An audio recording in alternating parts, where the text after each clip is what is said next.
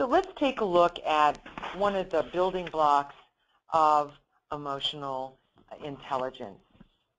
You see here a diagram of the self versus others and actions versus awareness. So we look at the self, meaning you, and we look at awareness, which is internal. Self-awareness is all about the area of being more introspective and looking at yourself internally, which is a core building block to emotional intelligence. We then also want to look at your awareness of your impact on others, which is the second block over, versus the actions you're taking for yourself, the self-management piece, as well as the actions you take with others, how you relate to others. So in terms of emotional intelligence, a place where women do have a strength more than men do is in their awareness of their own emotions and their insight into the impact of their emotions on their own performance and on the performance of others.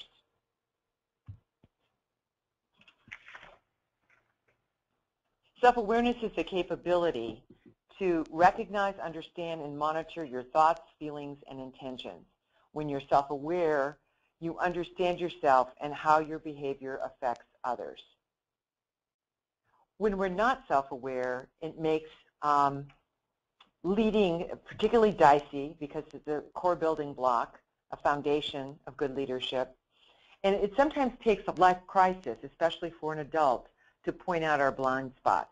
So loss of a promotion, getting fired, a marriage ending, perhaps even a bout with a serious illness like cancer, can make us more aware of when we are self-aware of our feelings and their impact on others and when we're not. Are we stuffing our feelings, or are they coming out in weird ways?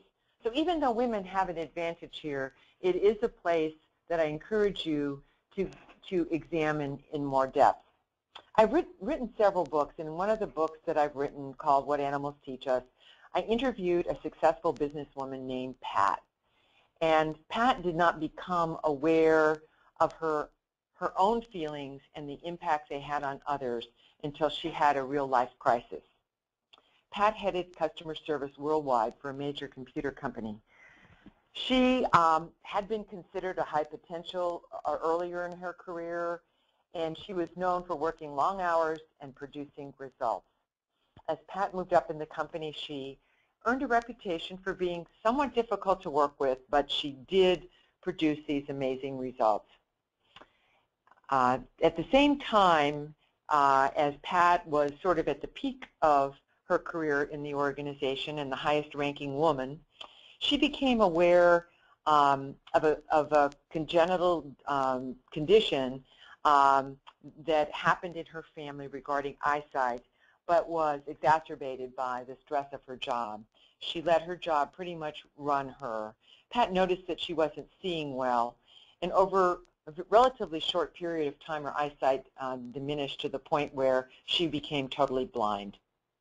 After the year she lost her eyesight, she took a break from her work. Pat attended the Southeast Guide Dog School, which is located in Palmetto, Florida. I'm based in Florida, in Tampa, and got to interview Pat through her affiliation with the Southeast Guide Dog School. Pat was assigned a black lab named Bart. Bart was a big, strong guide dog and was taught to give in when Pat's life was not in danger, but not to give in, as any guide dog is, when there's imminent danger to their person. So knowing Pat's own personality, Pat was glad that she got this strong dog, and she admitted to me in the interview that she thought she could treat her dog Bart like a rental car.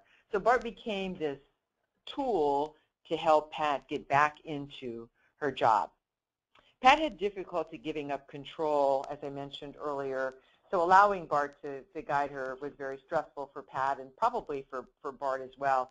She'd walk into trees because she'd override Bart's guidance, get a few black and blue marks, but finally she and Bart finished guide dog school. So Pat's big trip was at their first convention since her illness in New Orleans, and Pat had been there many times, and all her big customers were going to be there. So she was bound and determined not to let her disability slow her down. Pat got up early the first day of the conference. It was 5:30 in the morning, and she took her dog Bart outside to relieve himself behind the hotel. As she was going out, the bell captain said, "Hey, Pat, can I help you?" And Pat said, No, I need to learn how to do this myself. I'm blind now, and I got to get over it.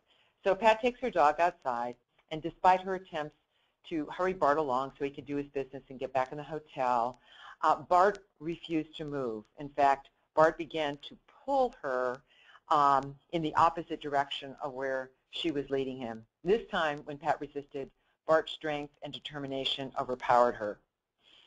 When she felt Bart's fur against her leg, and she could tell it was standing on end, she gave up control and followed Bart's lead. They made a big U-turn and wound up in the front of the hotel.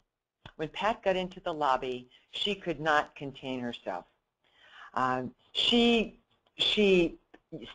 just started yelling at Bart, "You stupid dog, I'm bringing you back to the guide dog school," and really kind of created a scene in the lobby. All of a sudden, in the back of the lobby, Pat heard a tiny voice saying, ma'am, please, don't yell at your dog. I work in housekeeping. I was in the bus coming here. The bus was in the back of the hotel. I saw the whole thing. A man stepped out from behind the stairwell. He had a gun, and he was coming straight at you. At that moment, it hit Pat. She fell to her knees and began to sob uncontrollably. She realized in that watershed moment that she has had difficulty relinquishing control to people in her life and in her work. And it was this revelation that helped Pat begin to change her life. Pat didn't stay with the computer company very long. She became a board member of the Southeast Guide Dog School and went after one of her passions, which is to teach people about the importance of helping the disabled, and when you're disabled, using service animals. So that's an example of how someone learned the hard way about the whole area of self-awareness. The point here is it is learnable, and we can learn it before that kind of watershed moment. And some of us as women are particularly good at this naturally.